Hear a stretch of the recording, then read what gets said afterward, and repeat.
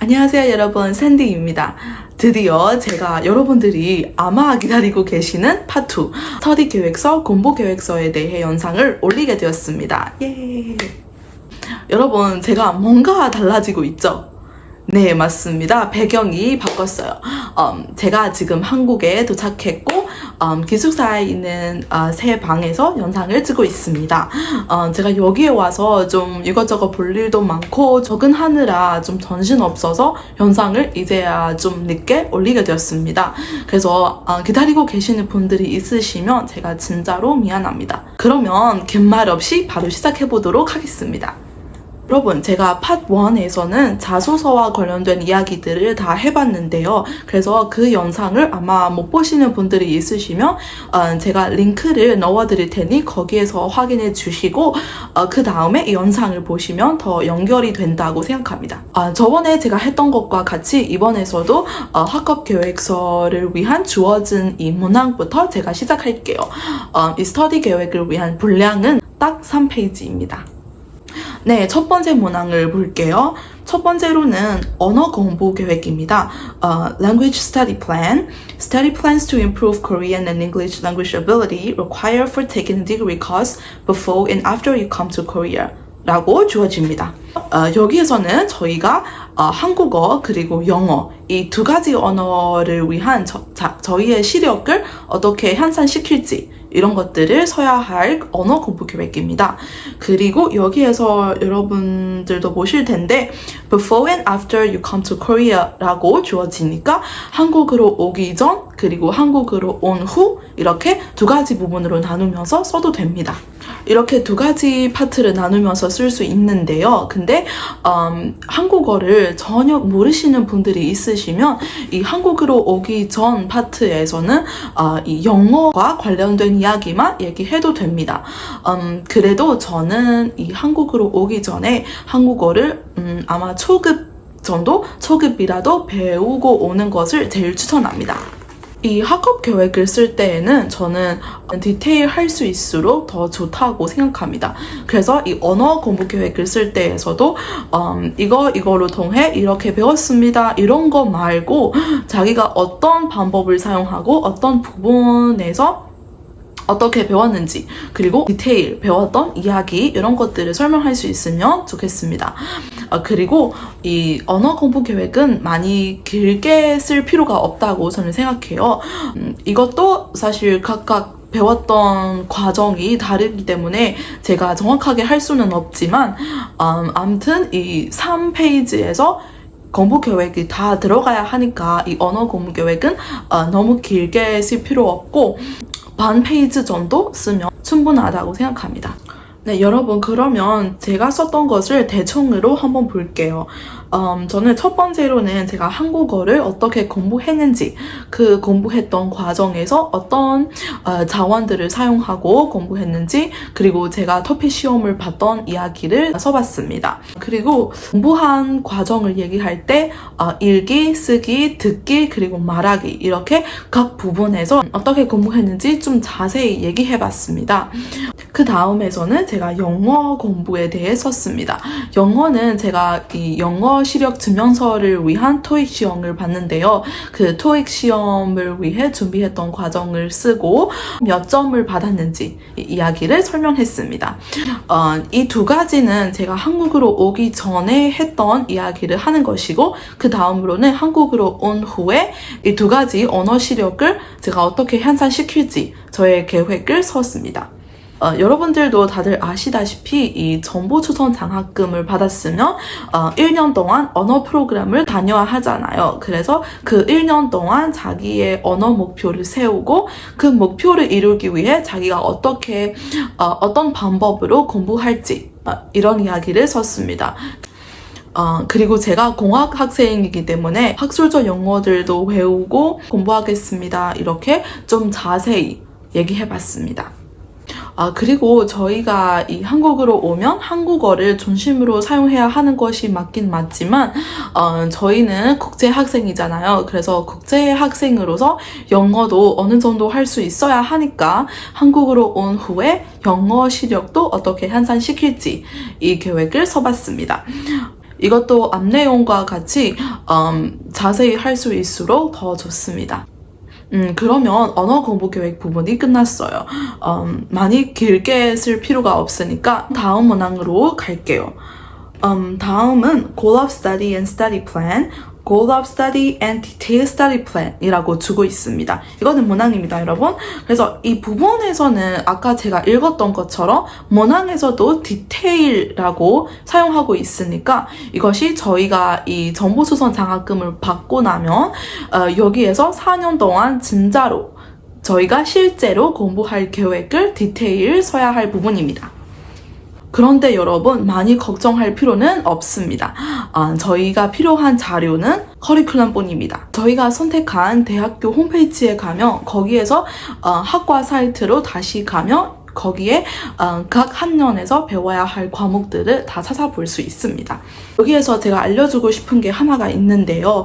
그것은 모든 대학교들의 사이트에서 이런 자세한 정보가 제공하는 것은 아닙니다. 그래서 자기가 지원할 대학교에서 이런 커리큘럼이 없는 경우라면 저희가 정확하게 알 수는 없지만 저희가 지원할 전공이 있는 다른 대학교 사이트에 가서 거기에 있는 커리큘럼을 찾아 참고할 수는 있습니다.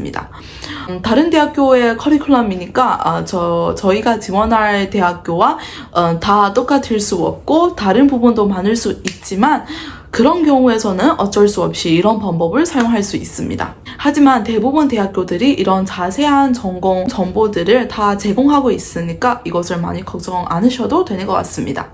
자, 그러면 커리큘럼이 있는 경우로 가보겠습니다. 제가 예를 보여주려고 제가 지원한 학과의 커리큘럼을 가져왔는데요. 이 옆에 보이시나요, 여러분? 제가 옆에 넣어드리겠습니다. 그러면 여기에서 보면 보시다시피 보통 커리큘럼이 이렇게 표로 되고 있고 이 각 학년에 가르치는 과목들을 다 포함하고 있습니다. 여기 하나 더 있는 게 대부분 커리큘럼들이 영어 버전으로 되는 것이 많지 않더라고요. 대부분은 한국어로만 되고 있으니까 이것은 영어로 쓰실 분들은 여기에서는 번역기를 사용하시고 써야 할 것 같습니다.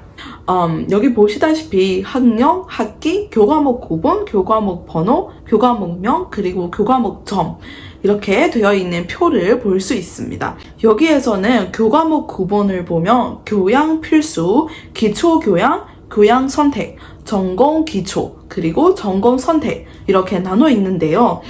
여기에서 제가 하고 싶은 거 하나가 있는데요. 이것은 뭐냐면 저희가 이 학업 계획서를 쓸 때는 꼭 배워야 할 과목들은 그 필수 과목들은 저희가 다 포함할 수 있고 그 선택할 수 있는 과목들은 저절히 포함해도 문제가 없을 것 같아요. 이것을 왜 말하냐면 이 선택할 수 있는 과목들을 저희가 그 학년에 그 과목을 배울 때 어떤 과목을 선택할지 지금은 저희가 정확하게 알 수 없잖아요. 그래서 그냥 선택할 수 있는 과목들은 추측하면서 써도 문제가 없을 것 같아요. 왜냐면 저도 그렇게 썼으니까 여러분들이 혹시 어느 것을 선택해야 할지 그렇게 헷갈릴까봐 제가 지금 얘기하는 거예요. 이 부분에서 제가 썼던 것을 보자면 제가 1학년부터 4학년까지 각 학년을 한 문단씩 나누면서 썼습니다. 예를 들어 2024년부터 2025년까지 1학년 그리고 2025년부터 2026년까지 2학년 이렇게 분리하면서 각 학년에 제가 배울 과목들 그리고 제가 할 활동들의 계획 이런 것들 썼습니다. 물론 이 부분을 쓸 때는 이 커리큘럼에서 나오는 과목 이름만 적으면 되는 것은 아니고요, 여러분. 막 제가 1학년 때 이런 과목들을 배우겠습니다. 끝! 이런 거 말고 자기가 이 1학년 때 공부 외에도 다른 하고 싶은 활동들, 동아리 활동 같은 것도 포함할 수 있고 자기가 이 대한민국에 어떻게 자기의 대학 생활을 보낼지 이런 계획을 작성하시면 되겠습니다. 그리고 제가 각 학년에 이 계획을 시작하기 전에 한 번 더 언급한 것이 무엇이냐면 그것을 자소서에 대한 영상에서도 말씀드려본 적이 있는데 혹시 기억하실지는 모르겠지만 여기에서 그 대학교를 선택한 이유를 다시 언급했습니다. 사실 이것을 제가 자소서에서도 한번 썼잖아요. 근데 거기에서 말씀드려본 적이 있는 것처럼 대학교를 선택한 이유를 쓸 때 좀 더 개인적인 이유가 더 많았고 여기에서는 학과를 공부할 계획을 쓰기 전에 대학교 이야기도 좀 하고 연결하고 싶어서 이 이야기를 다시 언급하게 되었습니다.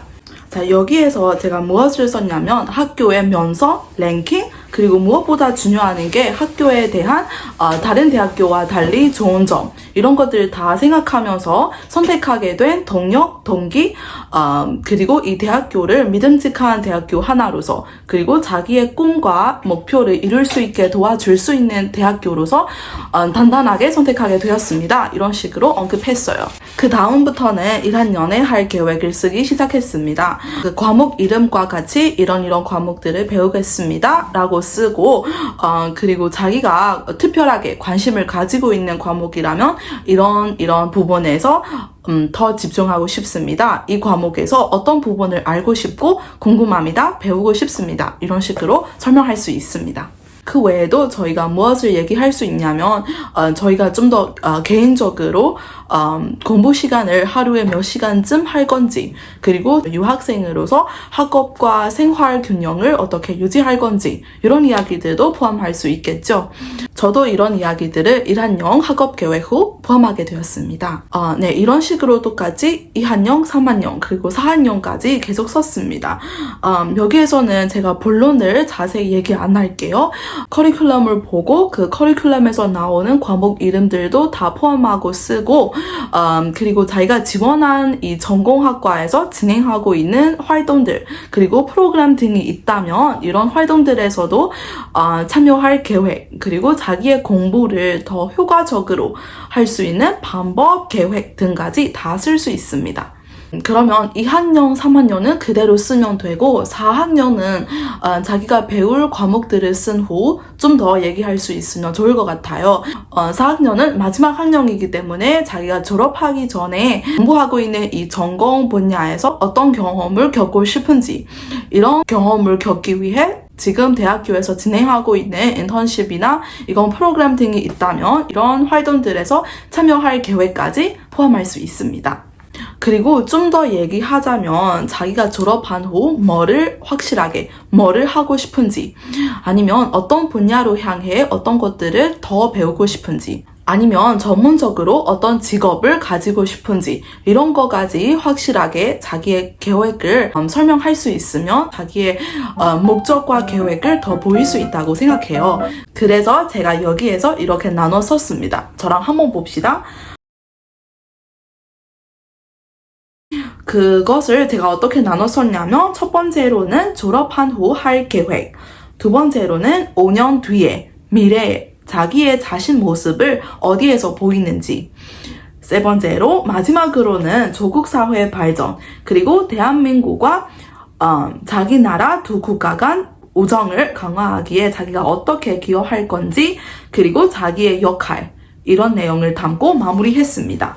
그래서 제가 지금 이렇게 나눴었던 것처럼 여러분들도 자기가 강조하고 싶은 이런 부분이 있다면 더 확실하게, 더 보이게 쓸 수 있게 이렇게 부분을 나누면서 쓰면 좋을 것 같아요. 자, 그러면 제가 썼던 이야기를 더 얘기하자면 첫 번째, 이 졸업한 후 계획 부분에서는 제가 이 학사 4년까지 끝난 후 제가 할 계획을 쓰는 거죠. 그래서 여기에서는 제가 대한민국에서 배우던 이 높은 기술과 교육을 가지고 조국에서 어떻게 활용할 건지, 그리고 사회에서 어떤 영향을 끼치고 싶은지, 이런 이야기를 설명했습니다.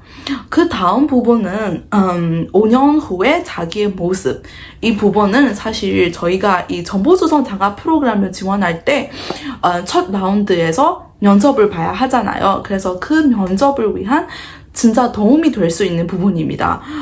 여러분들도 다 아시겠지만 그 면접을 볼 때는 스스로 5년 뒤에 어떻게 보이세요? 이런 질문이 자주 나오잖아요. 그래서 그때는 다시 사용하기 좋은 부분입니다. 그래서 여기에서는 자기의 꿈, 목적, 그리고 하고 싶은 직업, 이런 것들을 설명할 수 있고, 그것을 바탕으로 자기가 스스로 5년 뒤에 어떤 자리에서 어떤 일을 하고 있을지 생각하면서 그 목적을 이루기 위해 자기도 열심히 하고 그리고 자기의 이 목적을 이루기에 정보조선 장학금이 얼마나 중요한 역할을 가지고 있는지까지 연결할 수 있으면 좋을 것 같습니다. 마지막으로는 조국 사회 발전 그리고 대한민국과 자기 나라의 우정을 강화하기에 자기의 역할 이런 부분을 써봤습니다. 이것이 제가 자소서를 얘기할 때도 말씀드려 본 적이 있긴 있지만 이것은 중요합니다, 여러분. 그래서 저도 자소서에서도 한번 쓰고 이 학업계획서에서도 조금 다른 입장에서 보고 쓰는 것처럼 다시 쓰게 되었습니다. 왜냐면 이것이 약간 나를 왜 뽑아야 하는지 그리고 남들과 달리 나의 장점 그런 것을 어필하는 내용이기도 하고 그리고 이 프로그램 자체의 목적이 대한민국과 지원자 나라의 우정을 강화하기이기 때문에 이 부분을 빠질 수 없다고 생각합니다. 그러면 제가 이 부분에서 어떻게 썼는지 한번 같이 볼게요, 여러분. 제가 정보조선 장학생이 되었으면 대한민국에 대해 이야기들을 다시 나눌 계획입니다. 이렇게 대한민국의 이미지를 높일 수 있게 노력하고 대한민국의 경험할 이야기도 공유하고 제가 전공 학과에 관련된 대한민국의 의료 교육과 기술도 저희 사회한테 다시 나눌 계획입니다. 그리고 정보조선 장학 프로그램을 신청하고 싶은 분들한테 그리고 대한민국에서 공부하고 싶은 학생분들한테 제가 선배 한 명으로서 그 정보들을 나누겠습니다. 이런 식으로 하면 조국에서도 한국에 대한 더 알게 되고 이 두 국가 우정을 강화하기에 제가 도움이 될 수 있다고 생각합니다. 이런 식으로 언급했어요. 제가 지금 했던 내용이 좀 전반적으로 느낄 수 있긴 있지만 제가 대충으로 하는 것이라 여러분들이 쓸 때는 자기가 선택한 전공학과에 대해 어떤 지식, 어떤 정보들을 다시 나눌 수 있는지 이런 이야기들을 좀 더 구체적으로 포함할 수 있으면 더 좋을 것 같습니다. 그러면 주어진 문항도 다 끝나고 마무리하게 됐어요. 그러면 이제 제가 자소서에 대해 이야기도 해왔고 지금은 학업계획서에 대해 이야기도 다 해왔습니다. 여러분 지금 신청 기간도 거의 다 왔잖아요.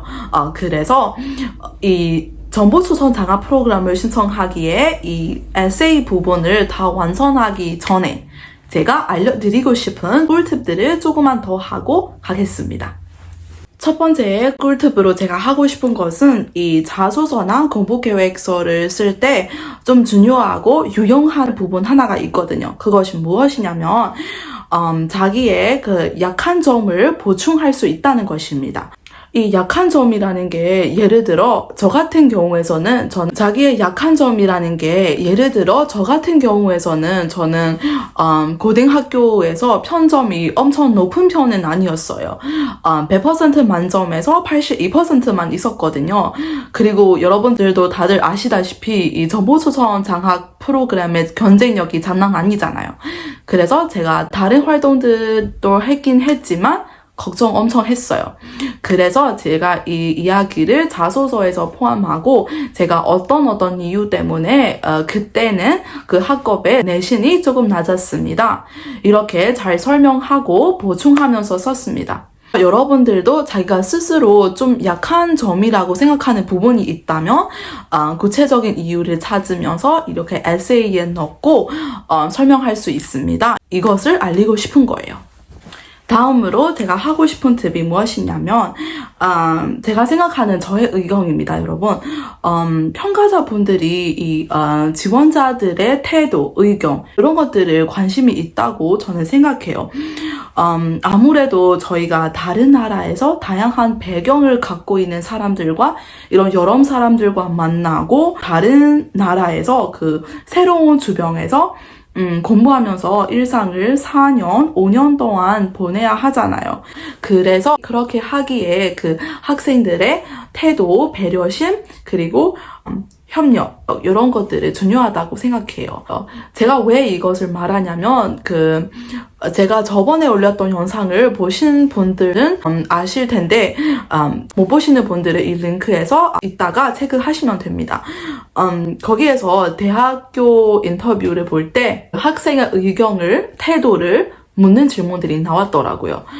제가 여기에서 좀 짧게 얘기를 하자면 인터뷰에서 학생이 스스로 사회에서 규칙, 법규 등을 잘 지키는 스타일이에요? 아니면 자기가 잘못된다고 생각하면 지키지 않은 스타일이에요? 이런 질문이 나오더라고요.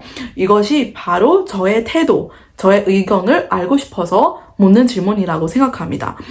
이 학생이 배려심이 있는지 없는지, 다른 사람들과 어울려 지낼 수 있는지 이런 이야기들을 궁금하다고 저는 생각해요. 이것을 알고 있다면 인터뷰를 위해 준비할 때도 이런 질문들이 나올 수 있다고 생각하면서 미리미리 준비할 수 있겠죠? 자, 그러면 여러분 오늘 영상을 여기에서 마무리해 보도록 하겠습니다. 제가 다음 영상으로 빨리 찾아볼 수 있게 노력하겠습니다. 여러분들도 신청 기간이 거의 다 왔으니까 열심히 준비하세요. 그러면 다음에 또 볼게요. 안녕.